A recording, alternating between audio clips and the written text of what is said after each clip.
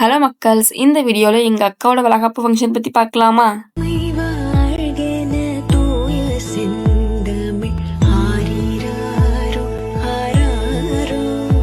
ரீசெண்டா போட்ட கோவில் விலாக்லயும் சொல்லியிருந்தேன்ல, ஒரு ஃபங்க்ஷன் போறோம். அதனால தான் கோவில்ல 1 வீக் இல்லாம ஒரே நாள்ல செலிப்ரேட் பண்ணிட்டு போறோன்ட்டு. அது என்ன ஃபங்க்ஷன்னா, எங்க அக்காவோட வளகாப்பு ஃபங்க்ஷனுக்காக தான் முன்னாடியே எங்க அக்கா மாமா வீட்டுக்கு வந்துட்டோம். இந்த ஃபங்ஷன சிம்பிளா தான் செலிப்ரேட் பண்ண பிளான் பண்ணியிருந்தோம். குக்கிங் வந்து வெளிய ஆர்டர் குடுக்கல. நாங்களே செஞ்சுக்கலாம் அப்படின்னு சொல்லிட்டு தான் ஒரு நாள் முன்னாடியே வந்து என்னென்ன பொருள் வேணுமோ அதெல்லாம் வாங்கி வச்சிருந்தோம். மார்னிங் ஒரு 5:00லாம் எங்க அம்மா எந்திரிச்சு குக் பண்ண ஸ்டார்ட் பண்ணிட்டாங்க. அதுக்கப்புறம் கொஞ்சம் டீ போட்டு குடுத்தாங்க. நாங்க ஒரு 6 மணிக்கு எந்திரிச்சு கோலம் போட ஸ்டார்ட் பண்ணோம். எங்க அக்கா ஃபர்ஸ்ட் கோலம் போட்டா, நான் கலர் அடிக்க ஹெல்ப் பண்ணேன். அதுக்கப்புறம் சாதம் 7 வகை சாதம் செய்யணும்ல. ஸோ அதுல வந்து எங்க அக்கா சாம்பார் சாதம் செய்றேன்னு சொன்னா. மத்ததெல்லாம் எங்க அம்மா தான் செய்ய போறாங்க. ஏன்னா அவ சாம்பார் சாதம் கொஞ்சம் நல்லா பண்ணுவா. அதனால அவகிட்ட விட்டுட்டாங்க. அதுக்கப்புறம் எங்க மாமா, தம்பிலாம் காய்கறி வெட்டி குடுக்குறது, தேங்காய் திருவி குடுக்குறது அந்த மாரி ஹெல்ப்லாம் பண்ணிட்டு இருந்தாங்க. என் தங்கச்சி வந்து டெக்கரேட் பண்ணலாம் கொஞ்சம் எம்ப்டியா இருக்குன்னு சொல்லிட்டு இந்த மாரி இந்த பூவ வச்சு டெக்கரேட் பண்ணிட்டு இருந்தா. எங்க அம்மா தடபுடலா ஒரு விருந்துக்கே ரெடி பண்ணிட்டு இருந்தாங்க. அவங்க என்னென்ன செஞ்சாங்கன்னா, ஃபர்ஸ்ட் ஒரு 7 வகை சாதம் செய்யணும்னு சொன்னாங்க. அதுல 1 ஸ்வீட் இருக்கணும்னு சொல்லிட்டு பொங்கல் செஞ்சாங்க. சாம்பார் சாதம் எங்க அக்கா ஹெல்ப் பண்ணா. அப்புறம் தயிர் சாதம், புளியோதரை, லெமனு, தேங்காய் சாதம், தக்காளி சாதம் பண்ணாங்க.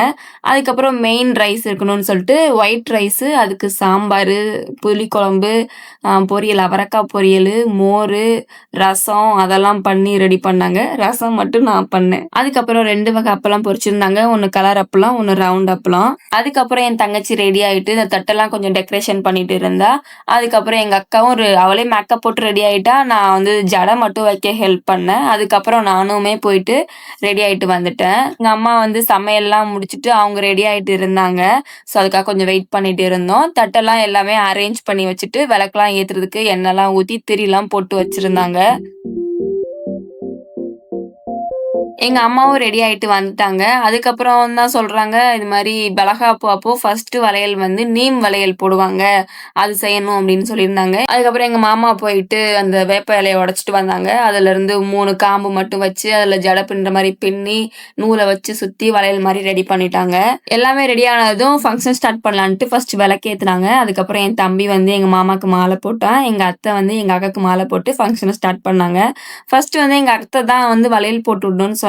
எங்க அத்தை பெரியவங்க போடட்டும் அப்படின்னு சொல்லிட்டு எங்க அம்மாச்சிய போட சொன்னாங்க. ஃபர்ஸ்ட் எங்க அம்மாச்சி வந்து அந்த வேப்பம் இதுல செஞ்ச வளையல் ஃபர்ஸ்ட் போட்டு விட்டாங்க.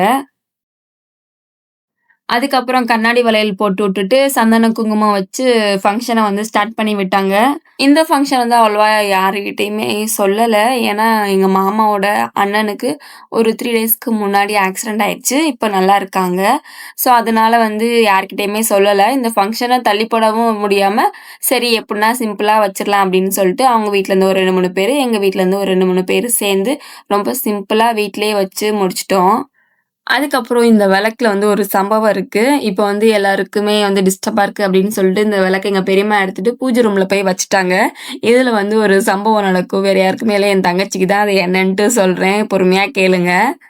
எங்க அம்மாச்சி வந்து சந்தன குங்குமம்லாம் வச்சு பன்னீர்லாம் தெளிச்சு முடிச்சுட்டாங்க. ஸோ, அதுக்கப்புறம் எங்க அத்தை வந்தாங்க. எங்க அத்தை வந்து ஃபர்ஸ்ட்டு குட்டி பாப்பாக்கு வந்து சின்ன வளையல் வாங்கி வச்சிருந்தாங்க. அத போட்டு விடணும் அப்படின்னு சொல்லிட்டு, அந்த குட்டி பாப்பாக்கு கொஞ்சம் குட்டி குட்டி வளையல் இருக்குல்ல, அது போட்டு விட்டுட்டு, அதுக்கப்புறம் அவங்களுக்கு சந்தனம், குங்குமம் அதெல்லாம் வச்சுட்டு, அதுக்கப்புறம் எங்க அக்காவுக்கும், மாமாவுக்கும் சந்தனம் வச்சாங்க. அதுக்கப்புறம் எங்க அக்காவுக்கு வளையல் போட்டுட்டு, பன்னீர்லாம் தெளிச்சு விட்டாங்க.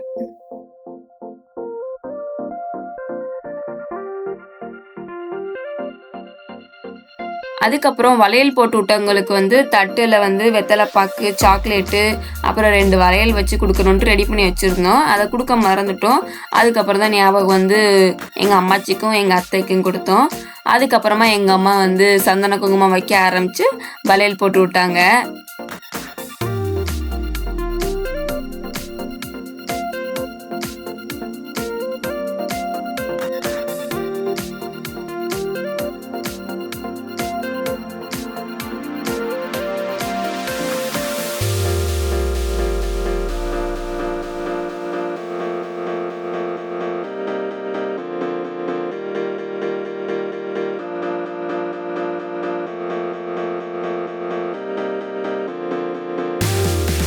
சம்பவம்னு ஒண்ணு சொன்னேன்ல, அது நடக்க போகுது. நடக்க போறதுக்கு முன்னாடி கீர்த்தி பாருங்க எவ்வளவு சந்தோஷமா சிரிச்சுக்கினே இருக்கா.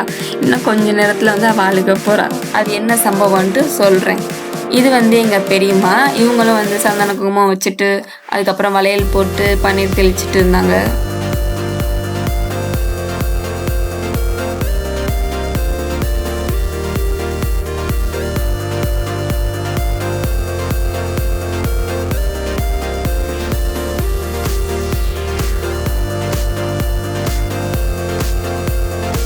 அதுக்கப்புறம் இவங்க எங்களோட அத்தை சேம் ப்ராசஸ் தான். வருவாங்க, சந்தன குங்குமம் வைப்பாங்க, வளையல் போடுவாங்க, பன்னீர் தெளிப்பாங்க. இதா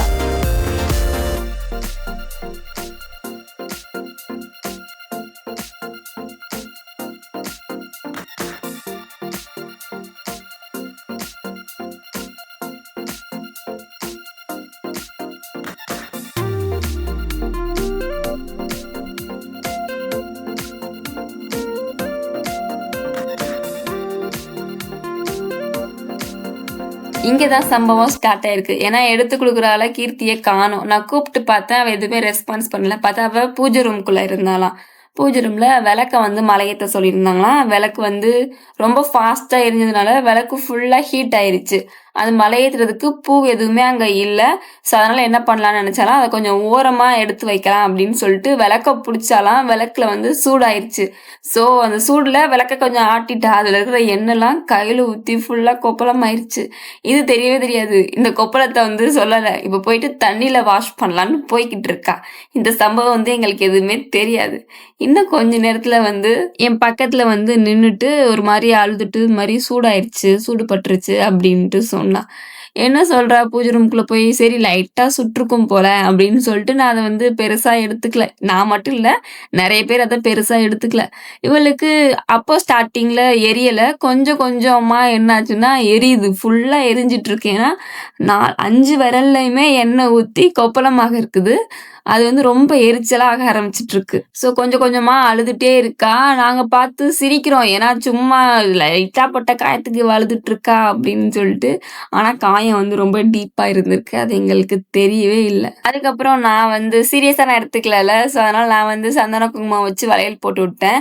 அதுக்கப்புறம் அவ வந்து சந்தன குங்குமம் வச்சு வளையல் போட்டு விட்டா. அப்பவும் அது எனக்கு சீரியஸா தெரியல. இது மாரி வீடியோ எடு, இது மாரி ஷார்ட்ஸ் போடணும். வீடியோ எடு, வீடியோ எடுன்னு சொல்லிட்டு நான் அவள ஃபோர்ஸ் பண்ணிட்டு இருந்தேன்.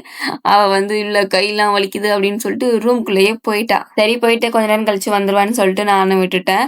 அதுக்கப்புறம் எல்லாரும் வளையல் போட்டு முடிச்சதும் மொத்தம் நாங்க 9 பேர் போட்டிருந்தோம். இதுல வந்து ஒரு சாங்கியம் இருக்கும் போல 7, 9, 11 அந்த மாரி போடணுன்ட்டு. 9 பேர் போட்டு முடிச்சதும் ஃபைனல் பண்ணிட்டாங்க. வந்து சாக்லேட் ஊட்டி விட்டுட்டு ஒரு கையில 5 இன்னொரு கையில 3 போடணும்னு சொல்லியிருந்தாங்க. ஸோ அது எங்க அம்மாச்சியே லாஸ்ட்டா பண்ணலான்ட்டு வந்திருந்தாங்க. எல்லாரும் வந்து மஞ்சள் கலர் வளையல் போடல அப்படின்னு சொல்லிட்டு எல்லோ கலரா போட சொன்னாங்க. ஸோ அதனால தேடி தேடி எல்லோ கலர் வளையலா போட்டுட்டு இருந்தாங்க. மொறப்படி வளகாப்பு முடிச்சதுமே எங்க வீட்டுக்கு கூட்டிட்டு போகணும்.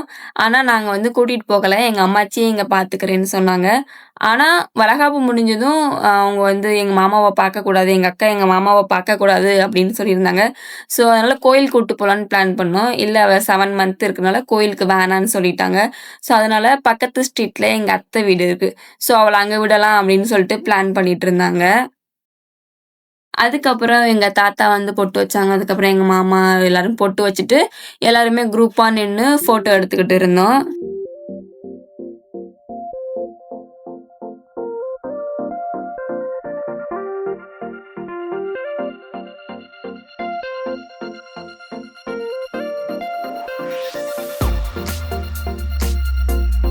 எல்லாரும் பொட்டு வச்சு முடிச்சதும் பந்தி பரிமாறலான்னு எல்லாரையும் உட்கார வச்சு பந்தி பரிமாறினோம். எல்லாரும் சாப்பிட்டுட்டு வீட்டுக்கு கிளம்பிட்டாங்க. அதுக்கப்புறம் எங்க மாமா வந்து எங்க அக்காவ தனியா ஃபோட்டோ எடுத்துட்டு இருந்தா. அப்புறம் நாங்க எல்லாம் சேர்ந்துண்டு ஃபோட்டோ எடுத்துக்கிட்டோம். அதுக்கப்புறம் ஒரு 4 மணிக்கு அ வீட்டுக்கு அனுப்பிச்சு வைக்கலாம் எங்க அத்தை வீட்டுக்கு அப்படின்னு சொல்லிட்டு மடி பரப்பணும் அப்படின்னு சொல்லியிருந்தாங்க. அவ முந்தானையில தேங்காய், வாழைப்பழம், வெத்தல பாக்கு அதெல்லாம் வச்சு எங்க அத்தை சாமி கும்பிட்டுட்டு, அவ மடியில போட்டு இறுக்கமா புடிச்சுக்கோ அப்படின்னு சொல்லிட்டு கூட்டிட்டு போக ஆரம்பிச்சுட்டாங்க. இவளுக்கு துணையா எங்க அம்மாவும், எங்க அம்மாச்சியும் எங்க அத்தை வீட்டுக்கு போயிருந்தாங்க.